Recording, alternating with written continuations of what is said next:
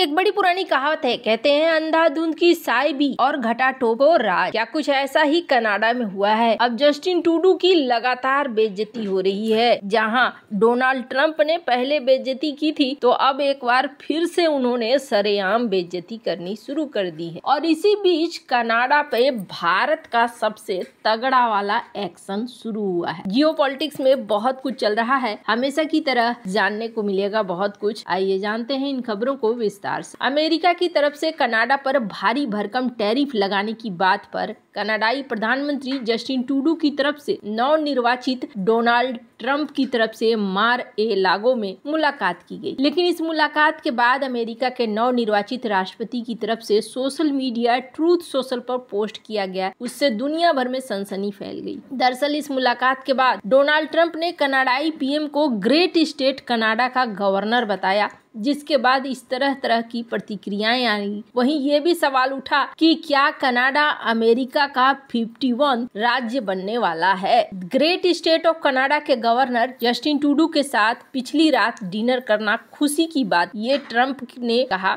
मैं जल्द ही गवर्नर से फिर मिलने की उम्मीद करता हूं, ताकि हम टैरिफ और व्यापार पर अपनी गहन बातचीत जारी रख सकें, जिसके परिणाम सभी के लिए वाकई शानदार होंगे। अब ये नया इन्होंने ट्वीट किया है। जानकारी के मुताबिक एक हफ्ते पहले मार-ए-लागो में दोनों नेताओं के मुलाकात के दौरान कई मुद्दों पर चर्चा हुई, लेकिन इस दौरान दो अहम मुद्दे थे जिस पर ट्रंप और ट्रूडो ने खास बातचीत। इसमें सीमा से जुड़े मुद्दे और व्यापार घाटे के साथ साथ अमेरिका की तरफ से कनाडाई वस्तुओं पर 25% टैरिफ लगाने का मुद्दा मुख्य रहा। वहीं टैरिफ को लेकर ट्रूडो ने ट्रंप से कहा कि यह प्रस्ताव कनाडा की अर्थव्यवस्था को बर्बाद कर देगा। इस चर्चा के दौरान डोनाल्ड ट्रंप ने जस्टिन ट्रूडो से कहा कि अगर 25% टैरिफ से कनाडा की अर्थव्यवस्था को खतरा है, तो कनाडा को अमेरिका का 51वां राज्य बन जाना चाहिए। हालांकि नवनिर्वाचित अमेरिकी राष्ट्रपति की तरफ से यह बात मजाक में कही गई। दरअसल डोनाल्ड ट्रंप इस बात से चिंतित हैं कि कनाडा से बड़े पैमाने पर अवैध अप्रवासी और ड्रग्स की आमद है। इसकी वजह से कनाडा के साथ अमेरिका का व्यापार घाटा $100 बिलियन से अधिक हो गया है। इसे लेकर ट्रंप ने कनाडा को चेतावनी दी है कि अगर कनाडा इन मुद्दों को ठीक से नहीं हल करता है, तो वो पद संभालने से पहले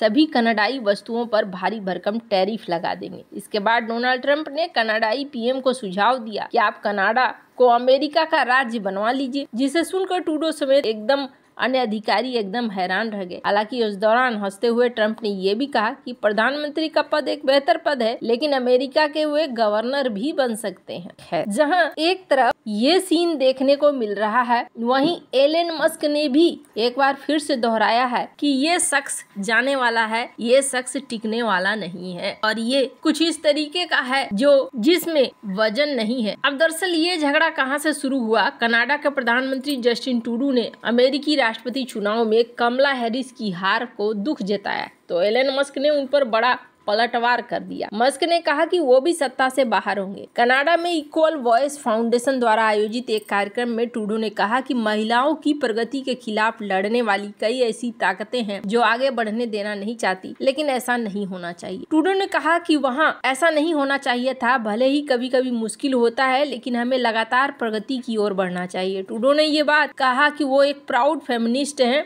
और अमेरिका के चुनाव में ये ठीक नहीं हुआ। जिसके बाद ट्रूडो के बयान को लेते हुए मस्क ने ट्वीट कहा और कहा कि वो एक असहनीय टूल है, वो ज्यादा समय तक सत्ता में नहीं रहेंगे। ट्रंप पहले भी ट्रूडो पर हमला कर चुके हैं और मस्क ने ट्रूडो को कहा कि वो अगला चुनाव जरूर हारेंगे। खैर, एक चीज तो समझ में आ रहा है कि जस्टिन ट्रूडो का बहुत बुरा हाल है। कहते हैं आप कोई भी कदम उठाओ, बहुत सोच समझ कर उठाओ, क्योंकि समय हमेशा एक जैसा नहीं रहता है और समय पलटता है। आप अपने आप को बहुत शक्तिशाली समझ रहे थे जब आप भारत के ऊपर आरोप प्रत्यारोप लगा रहे थे, और आज आपके खुद की गत क्या हो गई है। तो यहाँ पर इनके पंगे और भी ज्यादा बढ़े हैं। पर इन सब के बीच में एक और चीज हुई है, और वो ये है कि इस बार भारत ने भी एक्शन ले लिया है। और कनाडा खुद इस बात को कह रहा है। कनाडा के साथ चल रहे राजनयिक तनाव के बीच खालिस्तानियों ने भारत पर बड़ा आरोप लगाया है। एक कनाडाई समाचार रिपोर्ट ने दावा किया है कि भारत ने खालिस्तानी समर्थक नागरिकों को तब तक वीजा देने से इनकार किया है जब तक वे स्पष्ट रूप से अलगाववाद का समर्थन न छोड़ दें। रिपोर्ट में खालिस्तानी समर्थक सिख कनाडाई नागरिकों के इंटरव्यू शामिल हैं। रिपोर्ट में भारत के इस कदम को विदेशी हस्तक्षेप अभियान बताया गया। इसके मुताबिक भारत ने खालिस्तानी समर्थकों को वीजा देने के लिए उनसे ये शपथ लेने को कहा है कि भारत की संप्रभुता का सम्मान करेंगे और अलगाववाद का त्याग करेंगे। कनाडा के ग्लोबल न्यूज की रिपोर्ट के अनुसार खालिस्तानी समर्थक नागरिकों ने दावा किया है वीजा पाने के लिए उन्हें एक लेटर पर हस्ताक्षर करने को कहा गया जिसमें खालिस्तान अलगाववाद को त्यागने, भारत को एक लोकतंत्र तांत्रिक और महान राष्ट्र के रूप में सम्मानित करने का संकल्प शामिल था। गुरु नानक गुरुद्वारे के पूर्व अध्यक्ष विक्रमजीत संधार ने दावा किया कि 2016 में परिवार के एक समारोह में शामिल होने के लिए उनके वीजा आवेदन को भारत ने अस्वीकार कर दिया था। उन्होंने आरोप लगाया कि वैंकूवर स्थित भारतीय कौंसुलर अधिकारियों ने उनसे खालिस्तान समर्थन छोड़ने और भारत के प्रति अपनी निष्ठा जाहिर करने वाले फॉर्म पर हस्ताक्षर करने को कहा था। हालांकि संधार ने इस फॉर्म पर हस्ताक्षर करने से इनकार कर दिया था। इसी तरह के फॉर्म अन्य खालिस्तानी समर्थकों को भी दिए गए। जो लोग इस फॉर्म पर हस्ताक्षर करने के तैयार हुए उन्हें भारत में प्रवेश की अनुमति दी गई। एक तरफ ये खालिस्तानी अलगाववादी आक्रामक रूप से भारत के खिलाफ नफरत फैलाते हैं और वाणिज्य दूतावासों को निशाना बनाते हैं, लेकिन वीजा प्रतिबंधों का रोना भी रोते हैं। इस रिपोर्ट के सामने आने के बाद सोशल मीडिया पर एक बहस छिड़ गई। कनाडाई राजनीतिक विशेषज्ञ डैनियल बोर्डमैन ने खालिस्तानी समर्थकों की नाराजगी पर तंज करते हुए इसे आश्चर्यजनक बताया।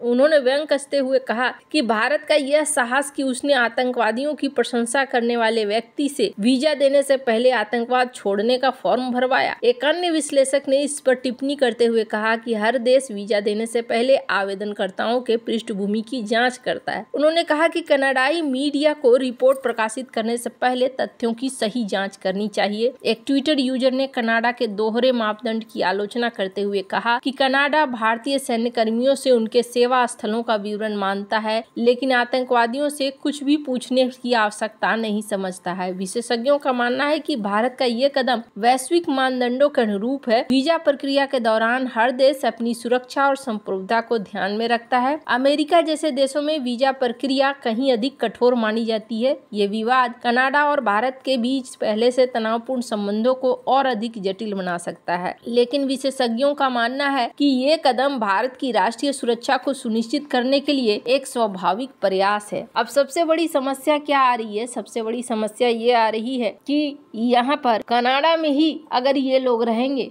तो फिर धीरे धीरे कनाडा में ही समस्याएं खड़ी होनी शुरू हो जाएगी। भारत का ये एक बहुत ही बड़ा कदम है अगर भारत ने उठाया है तो, और इस कदम की मांग बहुत दिनों से, बहुत समय से लोग कर रहे थे कि ऐसा ही कुछ होना चाहिए। जस्टिन ट्रूडो ने जिस तरीके से संबंधों को खराब किया है, ऐसे में ये सारी चीजें बनती भी हैं। कनाडा की बात करें तो कनाडा की इकोनॉमी में इस वक्त बहुत झोल चल रहा है और इस झोल की वजह से ये भी देखने को मिल रहा है कि कनाडा के बैंक ने ब्याज दरों पर भयानक कटौती करी है और कहा है कि अगर अमेरिका फॉलो करता है अपनी चीजों को तो हम बहुत बड़ी मुसीबत में आ जाएंगे। वैसे आपको क्या लगता है? इन सब मामले में आपकी क्या राय है? कमेंट कर जरूर बताएं। जल्द मिलते हैं अगले वीडियो में नई खबर के साथ।